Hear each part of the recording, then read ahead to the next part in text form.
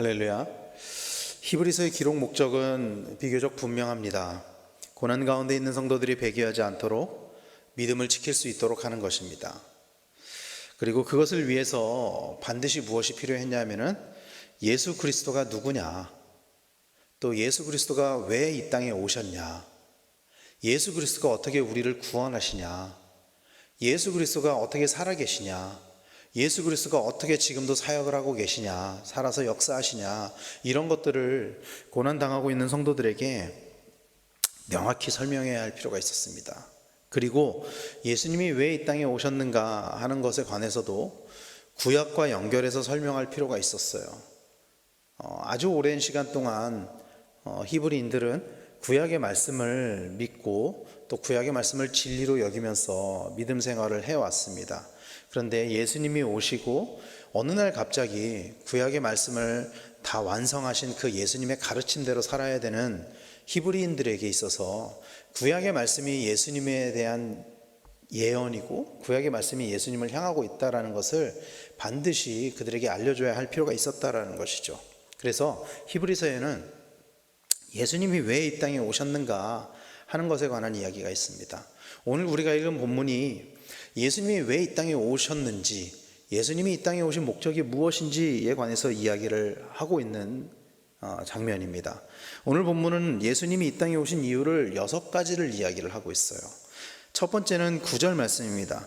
9절 말씀을 우리말 성경으로는 이렇게 이야기합니다. 다만 우리는 천사들보다 잠시 낮아지신 분, 곧 죽음의 고난을 통해 영광과 존귀로 관을 쓰신 예수를 바라봅니다. 이는 그분이 하나님의 은혜로 모든 사람을 위해 죽음을 맛보시려 하심입니다. 이렇게 이야기를 하고 있어요. 첫 번째 이유는 죽음을 맛보시기 위해서 이 땅에 오신 것입니다. 죽음을 맛보시기 위해서. 여러분, 처음 하나님이 사람을 창조하셨을 때 첫사람 아담에게 죽음이 있었을까요? 첫사람 아담에게는 죽음이 없었습니다. 그러나 아담이 선과 악을 알게 하는 나무의 열매를 따먹었을 때 하나님께서는 그것을 전제로 해서 아담에게 이렇게 말씀하셨어요. 반드시 죽으리라. 반드시 죽으리라. 옛날 우리가 개역 한글 성경을 볼 때는 정령 죽으리라 이렇게 써 있었잖아요. 근데 개역 개정에서는 반드시 죽으리라 이렇게 기록이 되어 있습니다. 그래서 모든 인간은 다 죽을 수밖에 없어요. 그런데 예수님은 하나님이시기 때문에 죽음을 경험할 수가 없습니다. 왜냐하면 하나님은 스스로 계신 분이기 때문입니다. 원래 계신 분이기 때문입니다. 스스로 계신 분이시기 때문에 스스로 죽으실 수 없는 존재예요. 하나님은 영원히 계신 분이시기 때문에 스스로 죽으실 수 없는 존재입니다. 그래서 예수님께서 인간의 몸을 입고 이 땅에 오신 거예요. 죽음을 맛보시기 위해서는 반드시 육신이 필요했다라는 거예요.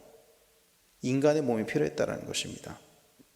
죽음을 경험하기 위해, 죽음을 맛보시기 위해 인간의 몸을 입은 것입니다. 그리고 그 죽음의 이유에 관하여 오늘 성경은 뭐라고 이야기하고 있냐면 모든 사람을 위해라고 이야기를 하고 있어요.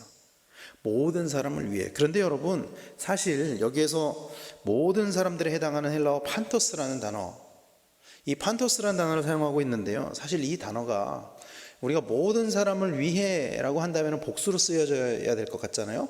근데 사실 이 단어가 원어에서는 단수로 쓰여졌습니다. 단수로 쓰여졌어요. 이게 무슨 뜻이냐면은 예수님께서 죽으신 것은 보편적인 모든 사람을 위해 죽으신 것이 아니라는 거예요. 예수님께서 죽으신 것은 보편적인 모든 사람을 위해 죽으신 것이 아니라 각각의 개인들을 위해 죽으셨다라는 것입니다. 지금 고통을 당하고 있는 성도들, 이 히브리서를 읽고 있는 성도들, 그 성도를 위해서 죽으시기 위해 이 땅에 오셨다라고 히브리서 기자는 기록을 하고 있는 거예요. 너 한 사람을 위해서, 당신 한 사람을 위해서, 지금 고통받고 있는 성도 당신을 위해서 예수님께서 이 땅에 죽음을 맛보려고 육신의 몸을 입고 오셨습니다. 그렇게 이야기를 하고 있는 거예요. 나 한 사람만 있어도 예수님께서 죽으셨을 것이다. 그런 이야기를 하고 있는 거예요. 예수님께서 이 땅에 오신 첫 번째 목적은 죽음을 맛보시기 위함이었습니다. 그리고 두 번째는 14절 말씀에 이렇게 기록되어 있습니다. 우리말 성경으로 이와 같이 자녀들은 피와 살을 함께 나눈 사람들이므로 그 자신도 이와 같이 그들과 함께 속하셨습니다. 이는 죽음으로 인해 죽음의 권세를 가진 자 곧 마귀를 멸하시기 위함이며 라고 하면서 마귀를 멸하시기 위해 이 땅에 오셨다, 이렇게 기록을 하고 있습니다. 여러분, 마귀가 원래부터 죽음을 다스리는 권세를 가지고 있었던 것은 아니에요. 마귀에게는 죽음을 다스릴 권세가 없었습니다. 그러나 인간이 죄를 범하며 하나님께 대적함으로, 하나님의 말씀을 거역함으로 인해서 마귀가 그 권세를 얻게 된 것이죠. 죽음의 권세를 가진 마귀를 멸하시기 위해서 주님은 스스로 죽음으로 들어가셨습니다. 바울은 디모데후서에서 이렇게 설명하고 있어요. 디모데후서 1장 10절에 이제는 우리 구주 그리스도 예수의 나타나심으로 말미암아 나타났으니 그는 사망을 패하시고 복음으로써 생명과 썩지 아니할 것을 드러내신지라. 사망을 패하시고, 예수님께서 사망을 패하셨다라고 이야기를 하고 있습니다. 사망이 들어온 것은 여러분 마귀의 유혹에서 시작된 것입니다. 원래부터 사망이 우리에게 있었던 것이 아니에요. 마귀의 유혹으로부터 사망이 들어오게 됐습니다. 그러나 이제 예수 그리스도께서 사망을 이기심으로 모든 사망의 권세가 이제 다시 예수님에게 종속되게 된 것이다 라는 것을 믿으시길 바랍니다. 그리고 주님이 직접 사망을 이기심으로 사망의 권세를 이기신 마귀를 멸하셨다, 이렇게 기록을 하고 있는 거예요. 예수님께서 이 땅에 오셔야만 했던 이유, 죽으셔야만 했던 이유, 그리고 부활하셔야만 했던 이유를 히브리서에서는 이렇게 설명하고 있는 것입니다. 마귀를 멸하시기 위해서. 그리고 세 번째는 사람들을 풀어주기 위해서 이 땅에 오셨다라고 15절에 기록하고 있습니다. 15절에 보면은 또한 죽음이 두려워 평생 노예로 매어 사는 사람들을 풀어주시기 위함입니다, 이렇게 이야기를 해요. 여러분, 고대 사람들은 정말 죽음을 두려워했던 것 같아요. 이 죽음에 대한 막연한 두려움을 가지고 있었습니다. 왜 그들은 죽음을 그렇게 두려워했을까요? 왜 고대 사람들은 그 죽음을 그렇게 두려워했을까요? 여러분, 오늘날에는 대부분의 죽음이 예측이 돼요. 대부분의 죽음이 예측이 돼요. 아, 저 사람 죽을 때가 됐구나. 병원에 가면은 몇 달 남았습니다. 얼마 남았습니다. 이런 것들이 대부분 예측이 된단 말이에요. 대부분의 사람들이 그래서 내가 죽을 거라는 생각을 하면서 살지 않아요. 당장 내가 죽을 거다 이런 생각을 하면서 사는 사람은 거의 없습니다. 그러나 고대에는 죽음은 예측할 수 없는 일이었어요. 예측할 수가 없었습니다. 그래서 그 죽음의 공포로 인해 인간은 사탄의 노예 상태에 있었습니다.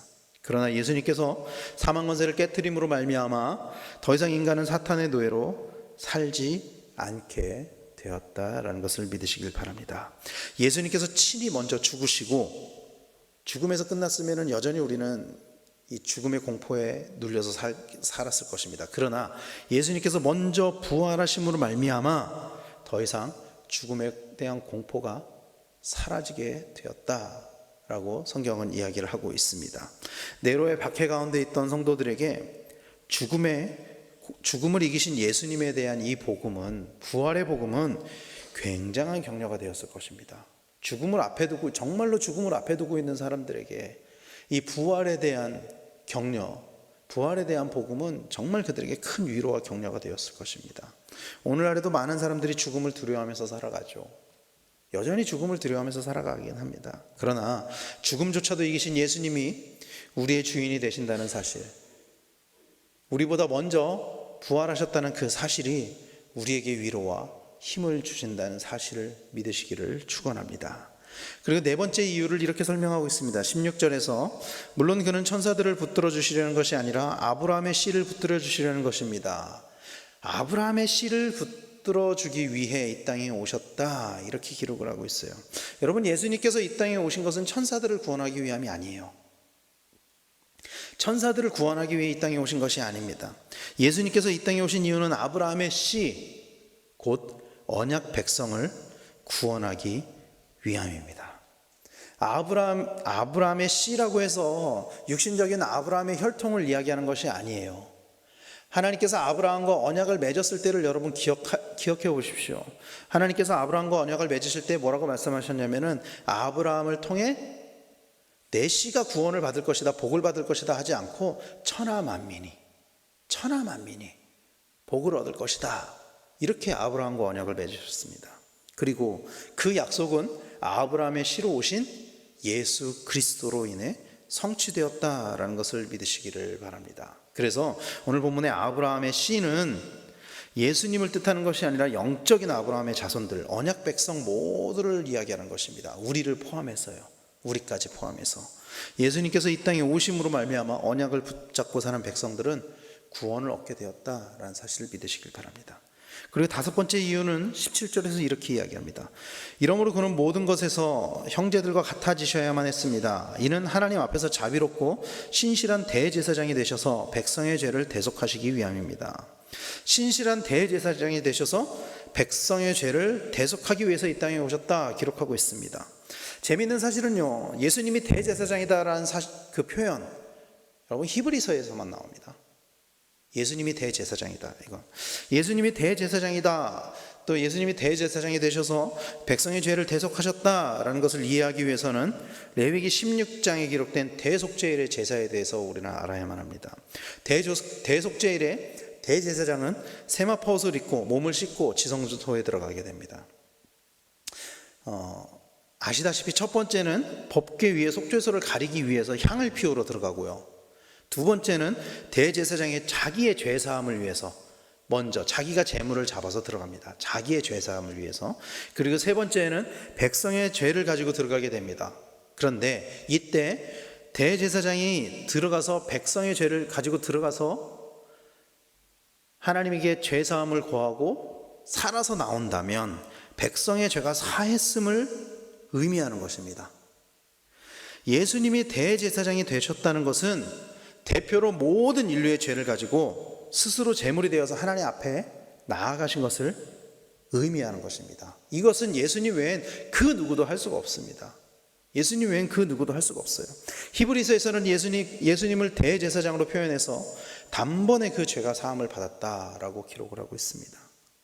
예수님이 이 땅에 오신 이유는 우리의 죄를 대속하시기 위함이다. 성경은 기록하고 있는 것입니다. 그리고 마지막 여섯 번째 이유에 관해서 18절 말씀은 이렇게 이야기를 합니다. 그는 몸소 시험을 받으시고 고난당하셨기에 시험받는 사람들을 도우실 수 있습니다. 시험받는 사람들을 도우시기 위해 이 땅에 오셨다, 이렇게 기록을 하고 있습니다. 고난당한 사람을 위로할 때 여러분 어떤 사람이 위로하면 가장 큰 위로가 될까요? 여러분들이 힘든 일에 있을 때, 여러분들이 고난을 당하고 있을 때 어떤 사람이 위로하면 가장 큰 위로가 됩니까, 여러분? 대부분의 경우는요, 나와 같은 고난을 당한 사람. 그러니까 내가 사업을 망해서 고난을 당할 때 어떤 사람이 하는 위로가 나한테 위로가 되냐면은 똑같이 사업을 망해본 사람, 그 사람이 하는 위로가 가장 큰 위로가 돼요. 그리고 나보다 더 큰 고난을 당한 사람의 위로, 이런 것이야말로 참된 위로가 될 수 있겠죠. 지난 월요일에 제가 예전에 예수전도단에서 훈련을 받을 때 하와이에서 그때 저희 간사님이었던 부부가 있는데 그 부부의 막내 아들이 세상을 떠났습니다. 지난 월요일에 17살 남자아이인데 너무 예쁘고 너무 사랑스러운 아이인데 낚시를 하다가, 그러니까 작살 낚시를 하다가 이렇게 물에서 익사를 했어요, 바다에서. 그런데 제가 너무 고마운 간사님이어서 위로를 해드리고 싶은데 도대체 어떻게 위로를 해야 될지 모르겠는 거예요. 그 자식을 잃은 그 슬픔을 어떤 말로 위로를 해야 위로가 되겠냐고요. 그런데 제가 이렇게 생각을 해보니까 그분들을 정말 위로할 수 있는 분은 하나님밖에 없겠다. 우리를 위해서 자식을 보내신, 자식을 잃으신 하나님밖에 위로를 줄 수 있는 분이 없겠다, 그런 마음이 들더라고요. 여러분, 예수님께서는 우리의 참된 위로자가 되신다는 것을 믿으시길 바랍니다. 우리를 도우실 수 있는, 시험 받을 때 우리를 도우실 수 있는, 고난 중에 있는 성도들을 도우실 수 있는, 위로할 수 있는 분, 예수님밖에 없다라는 것을 믿으시길 바랍니다. 그러기 위해서 주님이 먼저 고난을 받으셨고요, 고난 가운데 있는 사람들, 시험을 당하는 사람들을 위로하기 위해 이 땅에 오셨다라고 오늘 말씀은 기록하고 있는 거예요. 사랑하는 성도 여러분, 예수님은 이 땅에 오지 않으셔도 되는 분이셨어요. 예수님 굳이 이 땅에 오지 않으셔도 됐어요. 하나님께서는 말씀으로 우리를 구원하실 수 있는 분이세요. 그러나 하나님이신 예수님께서 우리를 위해 친히 이 땅에 오셨다는 사실을 믿으시길 바랍니다. 그리고 그 이유에 관해서 오늘 히브리서에서는 이렇게 6가지의 이유를 이야기를 하고 있는 거예요. 오지 않으셔도 되셨던 분이 굳이 오셔야만 했던 이유들, 우리를 살리시기 위해, 우리를 구원하기 위해, 나 한 사람을 위해 고난을 당하시고 죽으시고 부활하셨다, 이렇게 기록하고 있는 것입니다. 사랑하는 성도 여러분, 혹시 어려움을 당하고 있다면 우리에게 이것이 위로가 되기를 간절히 소망합니다. 주님은 누구보다도 우리의 아픔을 아시는 분이십니다. 주님은 누구보다도 우리의 고통을 아시는 분이세요. 주님은 누구보다도 우리가 시험 당하고 있음을 아시는 분이시고, 주님은 누구보다도 우리의 기도 제목, 우리의 소원을 아시는 분이십니다.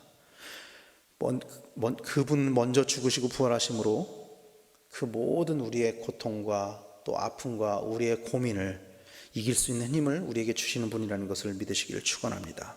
그 주님의 위로와 격려가 오늘 우리의 삶 가운데 넘치기를 간절히 소망합니다. 나를 위해 이 땅에 오신 주님이 무엇보다 우리의 삶에 힘이 되기를 바랍니다. 세상의 성공이, 세상의 성취가, 재물이 우리의 삶에 힘을 가져다 주는 것이 아니라 나를 위해 죽으신 그 예수 그리스도, 나를 위해 이 땅에 오신 그 예수 그리스도가 오늘 우리가 살아갈 힘이 되는 그러한 놀라운 믿음의 은혜가 우리 가운데 충만하기를 예수 그리스도의 이름으로 간절히 축원합니다. 기도하겠습니다.